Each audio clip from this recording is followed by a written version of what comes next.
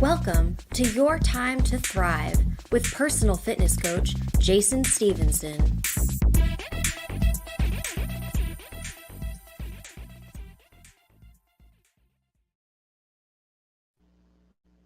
Hey friends, happy Wednesday and welcome to the Thrive Training Podcast. This is Your Time to Thrive.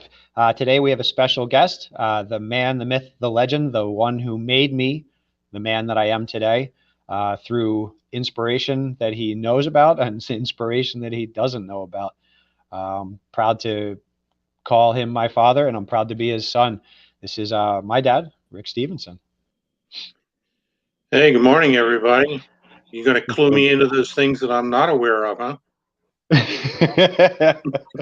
Well, I feel like it's my job as your son and your grateful oldest son to share with you some of the reasons that I'm grateful to be your son and some of the things that you have inspired me to be.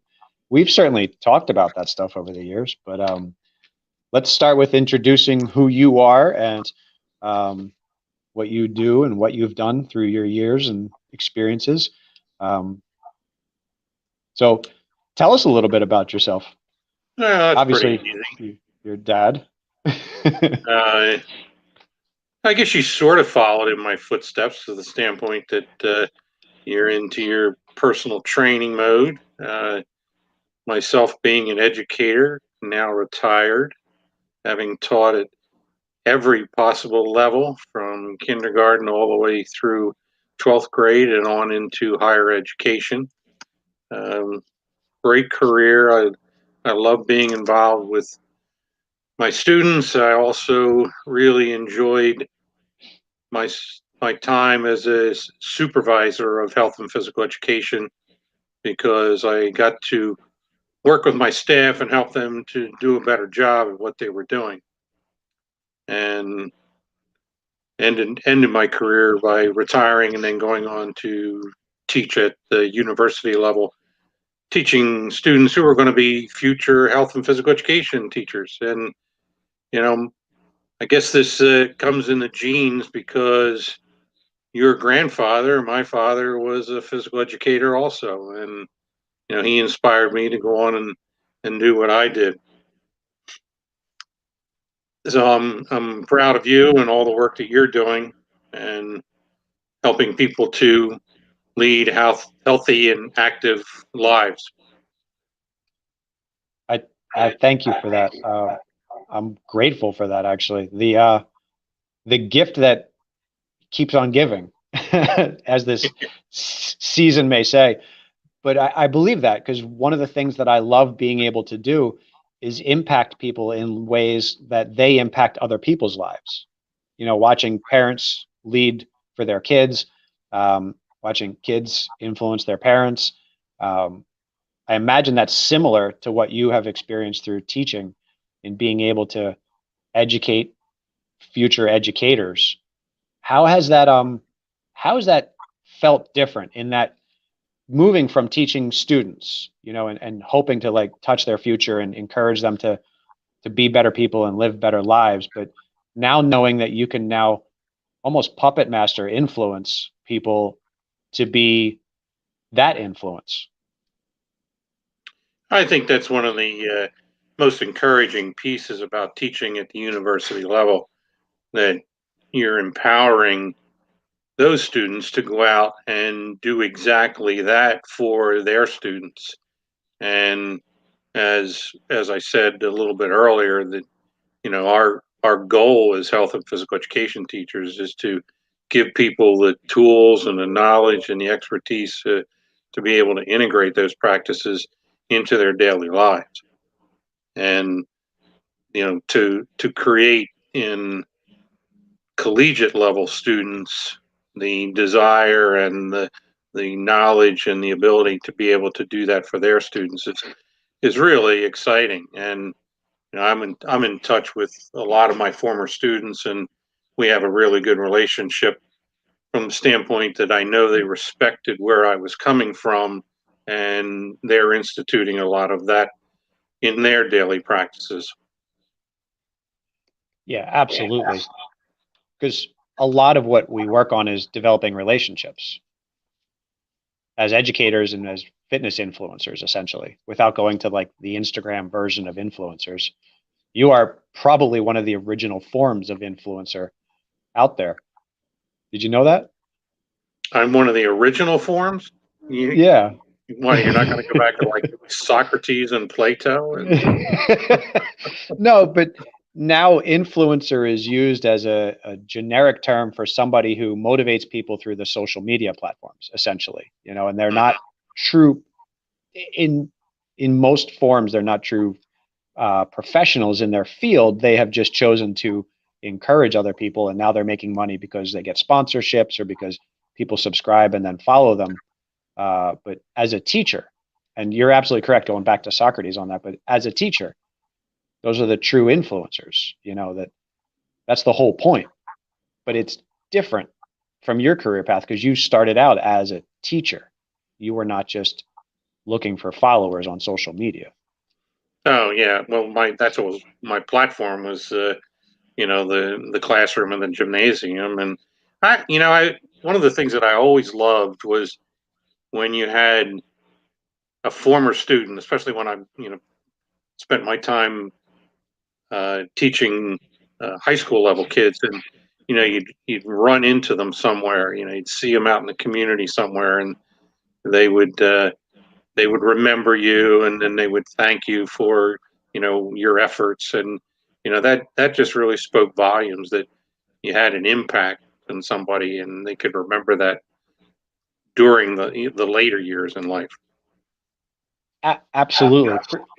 I know that you and I have been out to eat somewhere and you have bumped into somebody, or we've been shopping and you've bumped into somebody.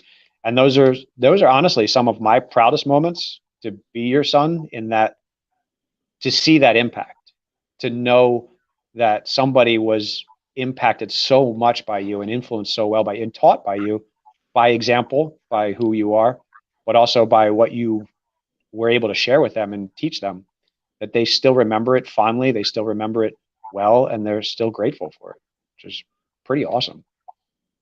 Yeah, and I think that's one of the things is speaking to my students now, that my former university students who are out there in the field now. This is one of the most difficult things about what we're going through with this pandemic, and doing whether it's online learning or hybrid learning, and they're they're missing their relationships that they have with kids, and that's the whole foundation of really developing kids for the future. Is that you develop a relationship with them, and when it's done over a computer, it's just not the same.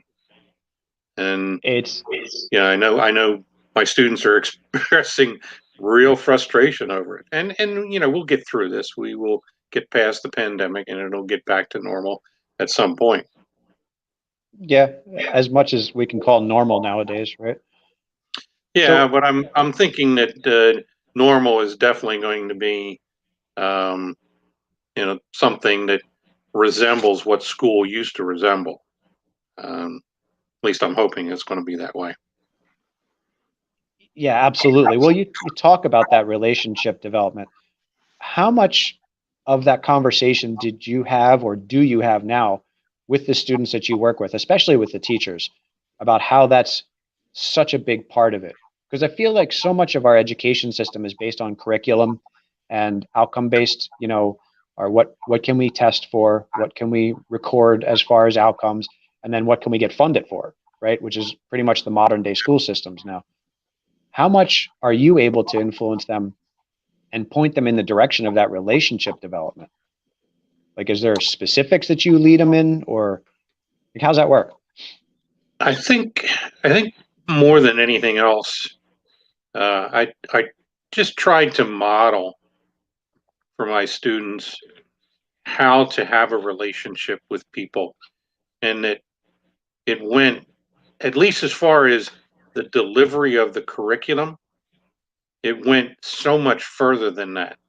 That you had to be a genuine person. You had to be someone who had a respect for who they were, and what they were interested in. You got to the point, and this is one of the things that I think educators always talk to their students about, at least the ones that are going to be future teachers, is that you can be friendly with kids, you're just not going to be friends with kids. But when you talk about having a relationship, it's the ability to let your guard down and be who you are and be human and be genuine, so that they can see you for that. And once they see that, and once they feel that, and once they hear that, then it's so much easier for the delivery of the information that you're trying to give them.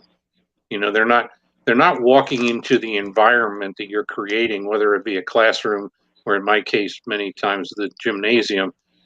They're not walking in there with any kind of emotional baggage. They're walking in there knowing that the environment is going to be an emotionally safe and emotionally friendly environment.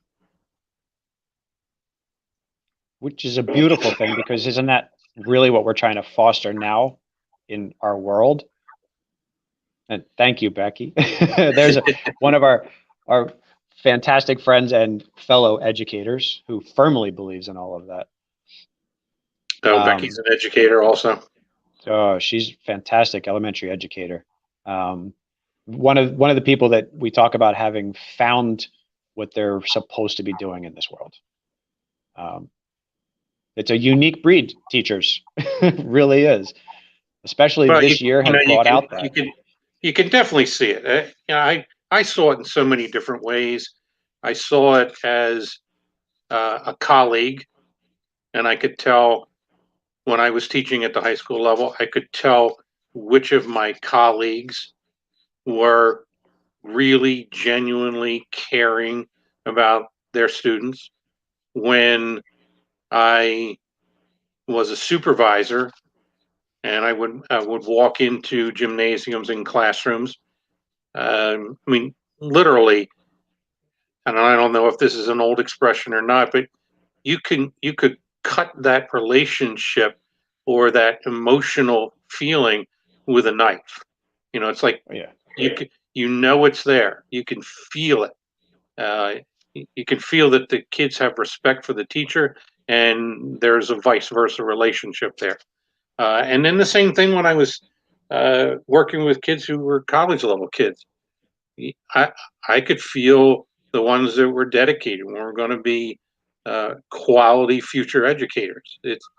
It's just it's a touch and it's a sense, and it's all related to interpersonal relationships and personality and those kinds of things. If you can't bring that to the table, if you can't show people that you care about them, they're not going to buy into what you're saying. Oh, for sure. For sure. There's a phrase in the hospitality industry that you can't teach give a shit. Do you think, which you know what I mean? We don't have one of those sayings in education. Well, as a supervisor, I'm sure you share that. Podcast, you could drop a 4-letter word in the podcast. Oh, this is live and uncut. This is real. You can say anything you want to. All right. Well, then if you take college students, or if you take some of my colleagues, you could say you can't shine shit. So that perfect segue. So can you teach that? Because that's my question. Because here's the application for me, because my job is to help people care about themselves and care enough about themselves to want to make a change in their health and their fitness. And while we all understand what we should be doing or what we could be doing, it's oftentimes a battle within our own psyche to make those efforts, to make those choices, to choose well or to make the hard choices. All right. Well, here's my example there. In something that a person who I have such tremendous respect for in education, one of the people that I was involved with working with student assistance programs over the years, And those kinds of programs always dealt with kids who were dealing with either mental health issues or drug and alcohol issues. And in the trainings that we used to do, one of the things that my friend Tom used to talk about was the longest distance to travel, and I'm going to try to point to this distance, is from the head to the heart. And yeah, you just said it. We all know what we're supposed to be doing, and you can, as an educator, you can talk to kids about different exercise techniques and all the knowledge about exercise and how the body functions and things like that. But to really get them to embody it and embrace it and then put it into practice, it's the venture from the head to the heart. We know, but can we really do it? Can we really embrace it and then put it into practice? That's that long trip that educators have to take. It is a very long trip. So, in your experience with every age level of education, can you teach kids that? Can we teach? Because my belief is that the earlier the better. Frankly, my bulk of my group is people that are either adults or retirement. People that are starting to take care of themselves. But I've trained kids as young as 8 years old. So watching that evolution, whether it's kids getting older or the young man that just left here, I've been training him since high school. Most people come already with that passion and desire and are asking for help. But do you believe that we can inspire that and teach that in young kids and get them to care, get them to give a shit? Let me be frank, and I'll talk about it from an educational standpoint. We haven't done a good job of it. And the reason we haven't done a good job of it is if you go into an elementary school and you watch the students when it's time to go to phys ed class, in most schools they're going to call it gym, but it's really physical education.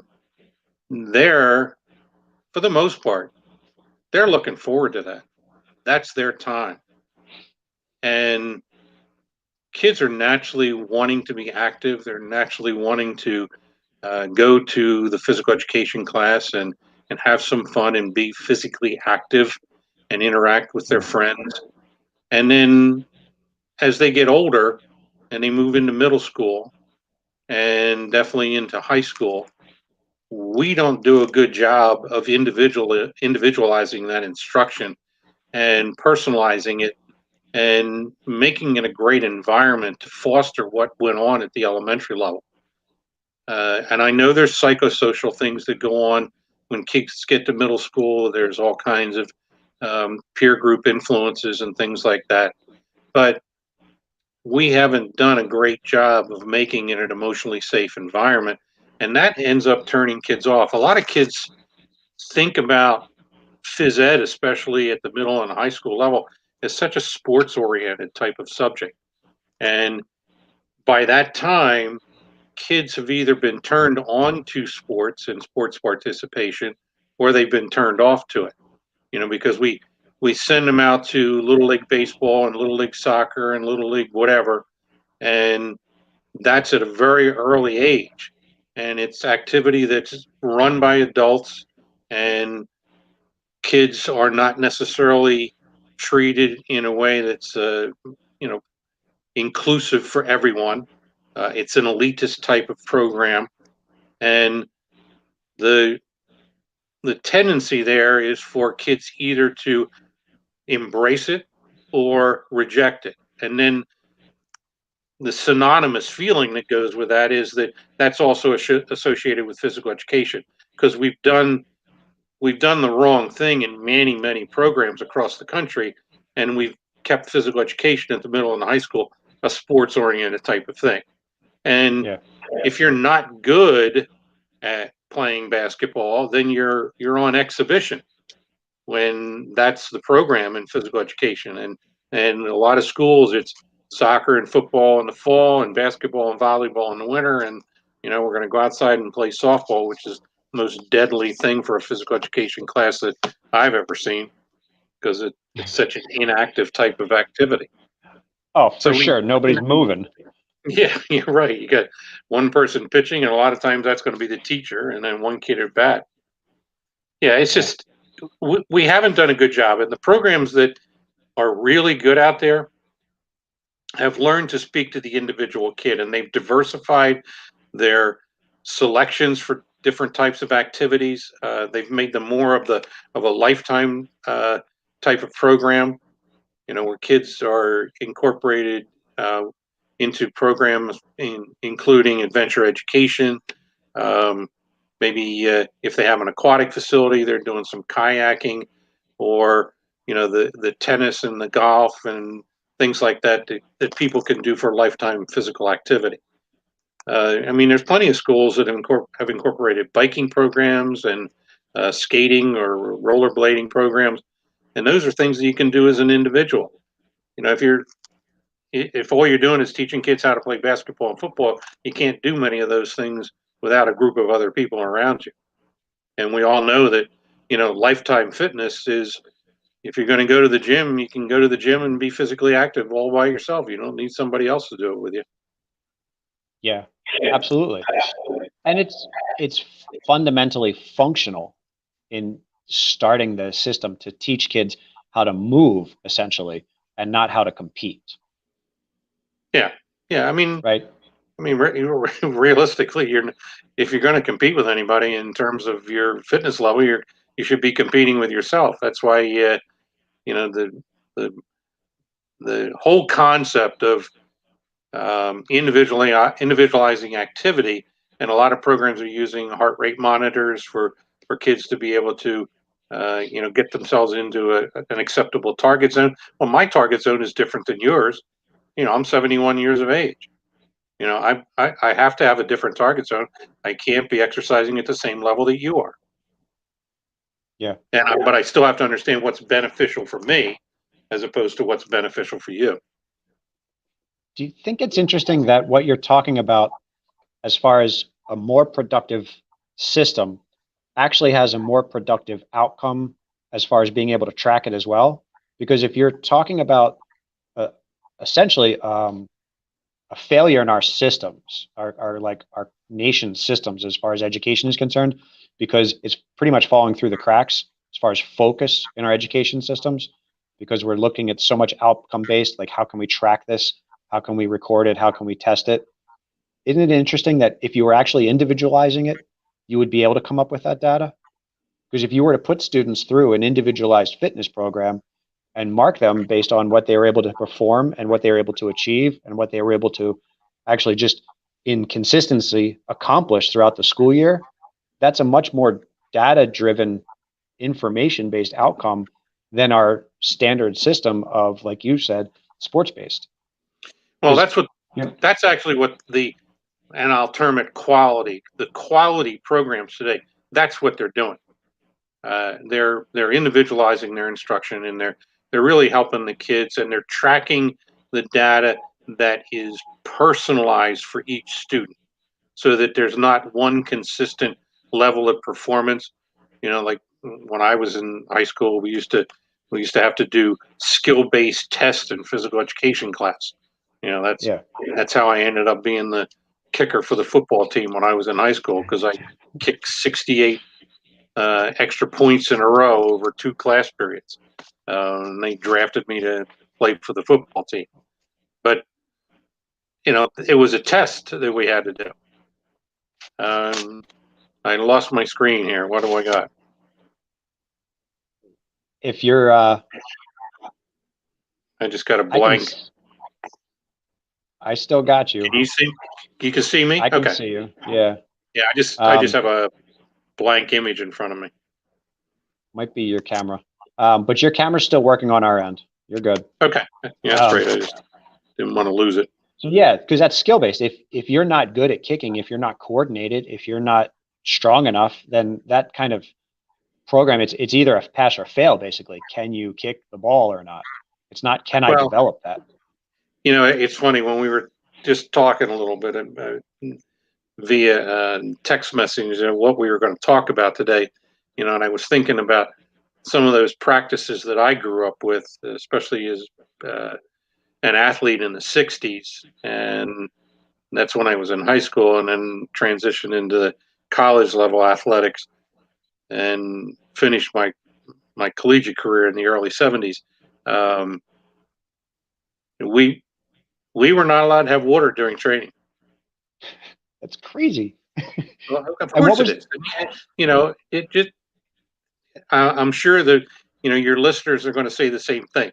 Yes, that's crazy. But seriously, the thinking back then was that if we gave them water during practice sessions, that they were going to cramp. So, I mean, we we were deprived of water. At the middle of the practice session, you were allowed to get, a couple little drinks. But and think about it today. I see teams that are practicing, or I see teams that are playing out on the field because I go watch some of the local high school sports.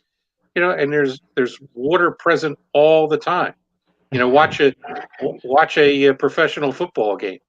And you got the water people that walk out onto the field and they're squirting water into the mouths of the players. But what changed all of that? Um, here, here's one more.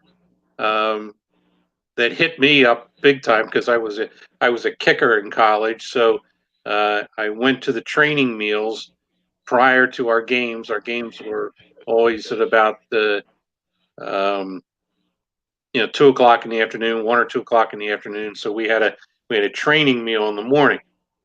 And my first year on the football team was when I was a sophomore in college, and we had steak and eggs for breakfast. And that sounds great. yeah, so we were doing protein. And midway through my junior year in college, we showed up for breakfast one day and the plates were served with waffles and eggs.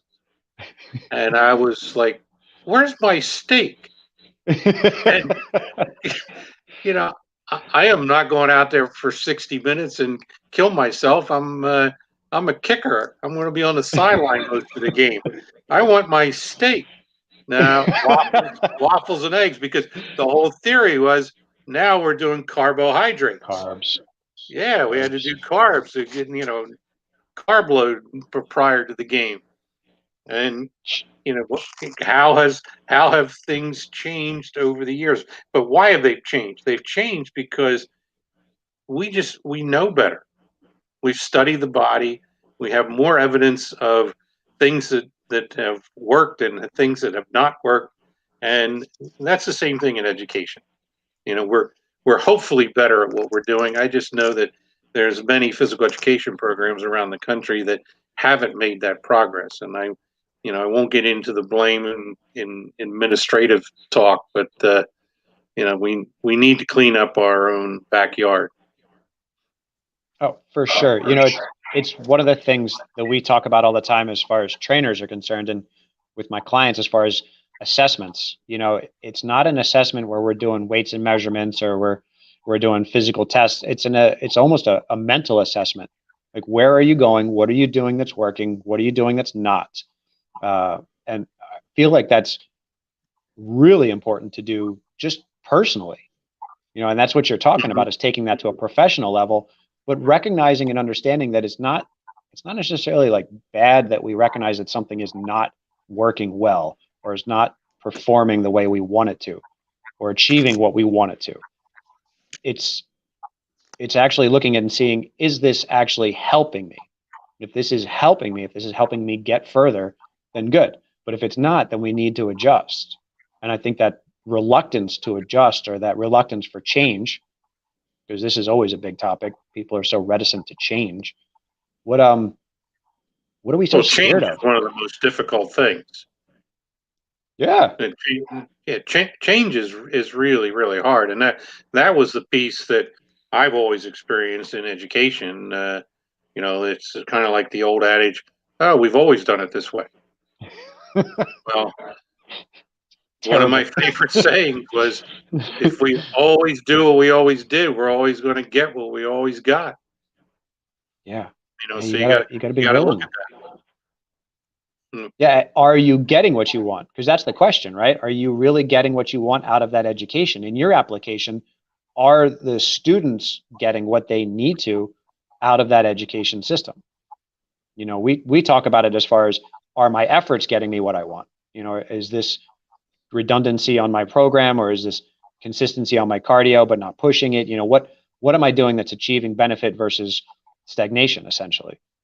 Are we treading Well, water? I think one of the differences that you see, because you see people on a frequent basis during the week. I don't know if it's a daily basis, but you see them quite frequently, and you're personalizing some of the behaviors that they can put into practice in their own lives.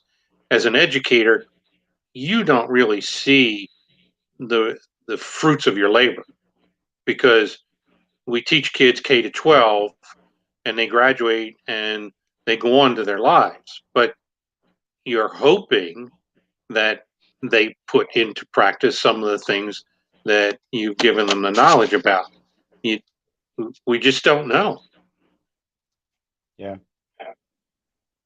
But is that because there's not continuity to the programming from K to 12, or because as a country we just have kind of let go? So we teach people about physical fitness for 12 years and then peace, right? Like there's a whole fallout, essentially. Like then we just, hey, go figure it out, go to a gym.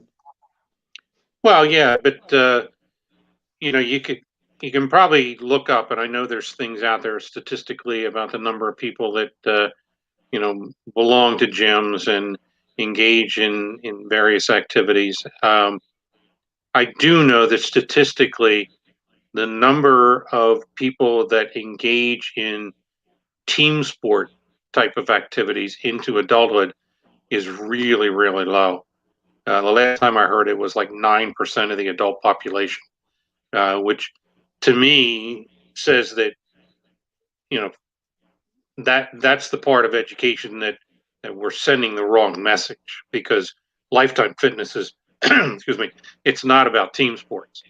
Um, Right. Now that was my um, bailiwick when I was growing up. I was a team sport person, and I continued to do that into adult life. I played in adult soccer leagues, and I played in adult volleyball leagues and things like that. Um, and then I also I also did some racquetball, but um, that's not the majority of the people in our population. The adult behaviors, and you can see it in everybody's hometown. It's the people on their bicycles, it's the people out walking, it's the people out jogging, go to the gyms, and you know, other than in my gym, there is a basketball court and there's some pickup basketball games periodically, but most everybody is walking or jogging on a treadmill, riding an exercise bike, working on the fitness machines or the free weight area. It's all individualized type of activity, and Yeah. we're not doing a good job in a lot of physical education programs of teaching people how to incorporate that into their lives. Whereas if I look at it from an outcome standpoint, there are standards based objectives at the national, at the state levels for um, individualized physical fitness programs, understanding how to engage in it. So you're you're knowing all of the principles of exercise and how to correctly do those things and how to safely engage in those types of activities. And not all programs are doing that. I feel like we're missing the boat on that. Yeah. Big time. Well, because at the very least, and this is part of that pay it forward piece, the trickle effect, that if we're so focused for our primary education period at team level stuff, and group activities, and then we try to transition to either the, further education or adulthood, so to speak, and find a path for ourselves and our fitness, you're almost doing it on your own. That you can certainly find information out there. People like myself are out there. We're here to help people, but it's like our culture hasn't designed itself in a way that we can find individual health and wellness. It's almost like we're doomed from the get-go because we're not setting up for success in that path. You're not giving adults the education to figure it out. You're right. And one of the biggest problems that I have is going into the gym and keeping my mouth shut. I watch people exercise and their posture is bad, or their attempts at doing various repetitions. And the biggest one that I see is where people they're doing an exercise, like say a bench press, even if it's in a machine type of thing, and they're just blasting out the reps as fast as they can, and not thinking about anything related to range of motion. And you're not using the full sets of muscles through the entire range. And I just bite my tongue and hold my, because you don't want to walk over and piss somebody off. Well, I can definitely share in your pain. Trust me. It's one of the things I don't miss about the big boxes. Having trained in multiple facilities, I'm very comfortable at home here in a studio space that I'm allowed to talk to anybody I want to. They actually come here asking for it. But that's the piece, isn't it? That we've talked about this on the podcast before about how people need to ask for help and not be afraid to ask for help.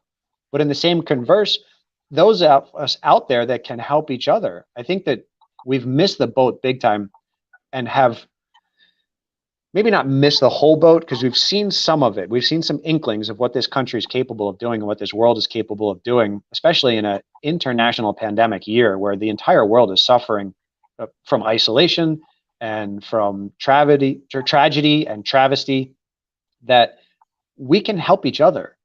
That we can be kind to each other and we can help educate each other. You're a professional educator and you do have an understanding of that stuff. And there's no reason that you should feel like you can't talk to somebody else. It's a shame that you feel like you're going to get somebody's shit end of the stick because they're cranky because you question their motivations. Well, they have they have the fitness people who are in the gyms, and when you sign up in a gym, they'll give you somebody to work with you, and they basically they'll take you through all the machines and show you how to adjust the seat level and all that kind of stuff. But I don't know how totally knowledgeable they are about fitness in general. A lot of those people that have those jobs are former students who were going to go in education and couldn't find a job, and they fall back into just working in a gym somewhere. I don't know what kind of money they're making, but they're probably not making anywhere near that they would make if they were out in the educational field. Right. Well, at the very least, they're still trying to help people, right? Mm-hmm. Yep. They're not trying to tend bar at this point. But well, that's their other job.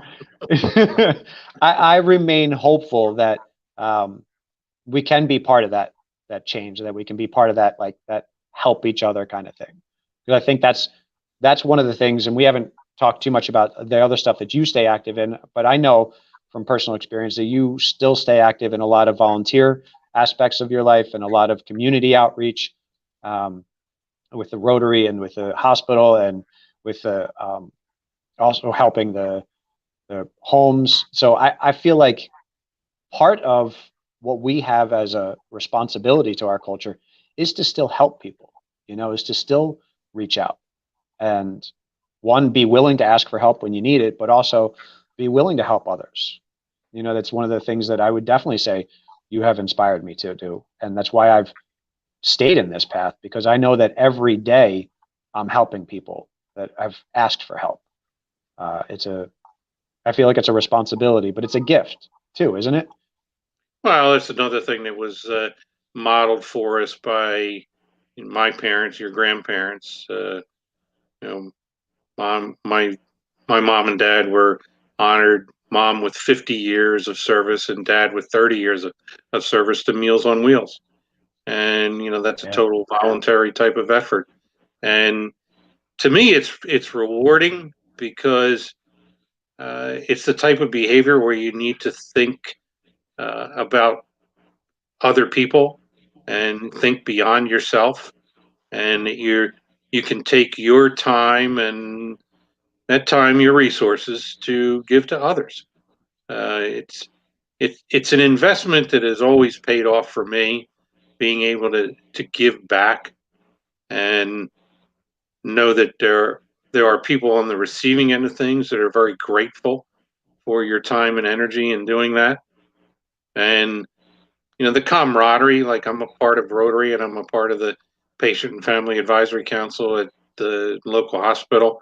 Uh, there are other people that feel the same way, and sharing those experiences with other people is rewarding.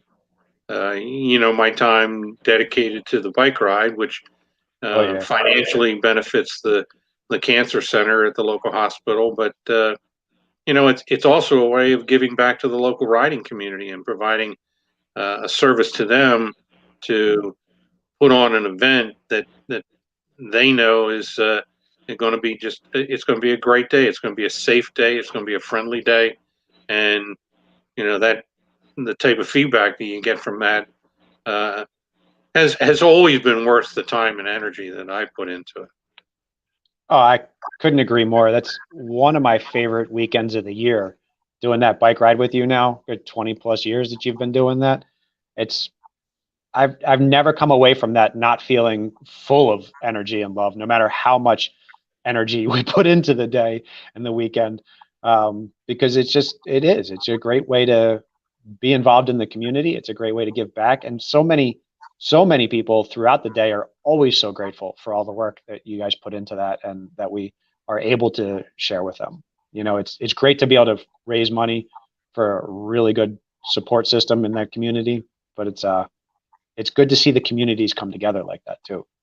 That's where I'm hopeful in all of this, that there are good people. There are a lot of good people out there. Um, and there are a Well, lot of that's good why people doing good things. whenever I was doing something like if I went to an organized event, um, I was always the type of person that thanked the volunteers that were there because I knew the amount of time and energy that they put into making that a successful event. And people are very, very appreciative. If we do something through Rotary, um, it's always acknowledged, and um, you know, across the world, Rotary has had an impact, and you feel that. I mean, you can go into a Rotary meeting anywhere in the world, and it's a brotherhood slash sisterhood. Oh, absolutely.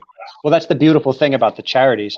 Um, and it's definitely within like the Rotary connections are amazing. But I've found that crossing charity groups too, people that volunteer their time, that communicate with other people that volunteer their time, they're on the same path. They're on the same wavelength. That's the decency of humanity that we're all sharing in that. So I have one more question that I love to ask people. If you could I tell can your do one. younger, yeah, good. We're almost out of time. I know Ben's going to start ringing the bell on us. And quick shout out to my producer, Ben, who's an amazing individual out there. Very grateful for his help with all this stuff here, putting this together for me. Thanks for Ben. We haven't, Thanks to Ben. yeah, man. He's in the background today, so we could have some guests on here. But my question is, if you could tell your past self anything, like go back to your like high school self, what would you say? Wow, that's a biggie. It's a good one, isn't it? There's no Yeah, rush. I'm going to drink my water. That's part of the podcast here. You're supposed to drink your water. we're refreshment time, huh? I got to stay hydrated. I've been training all morning.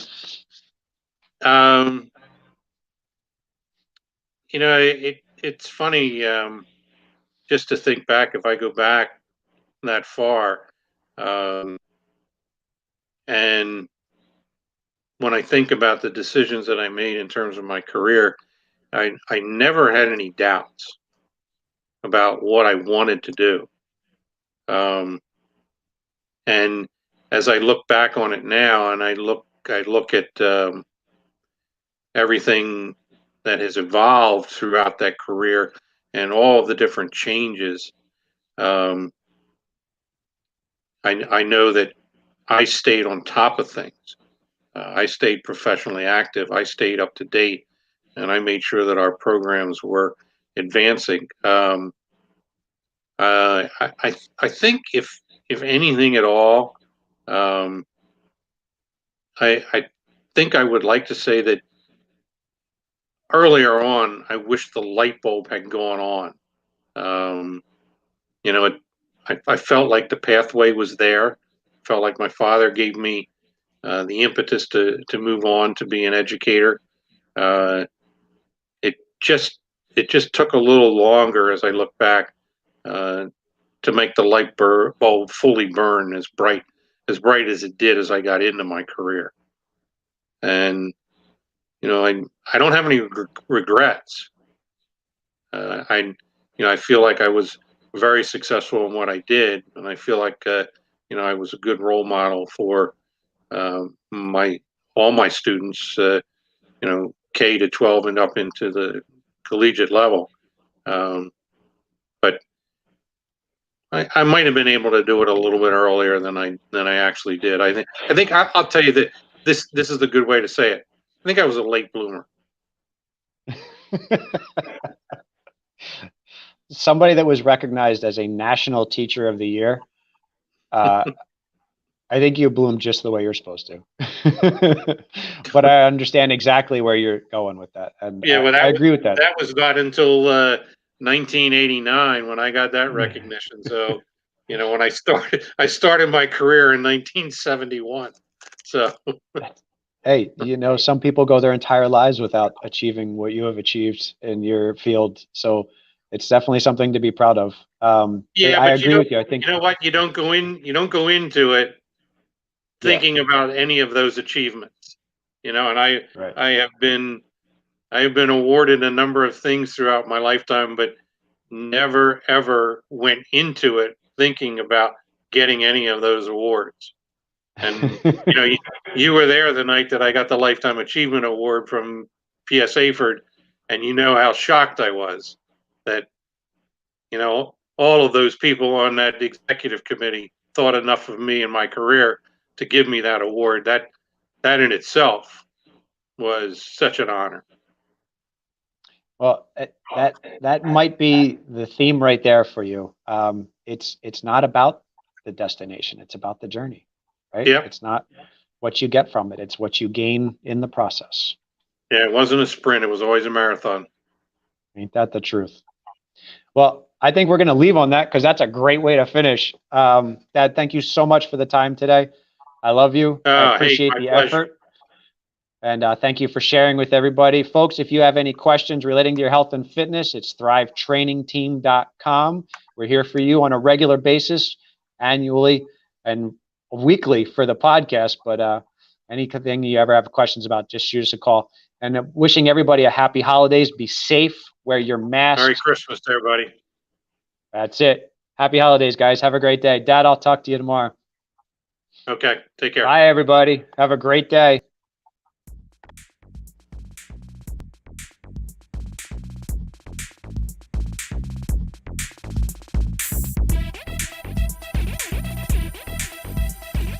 For more information, tips, and workouts of the day, check out thrivetrainingteam.com.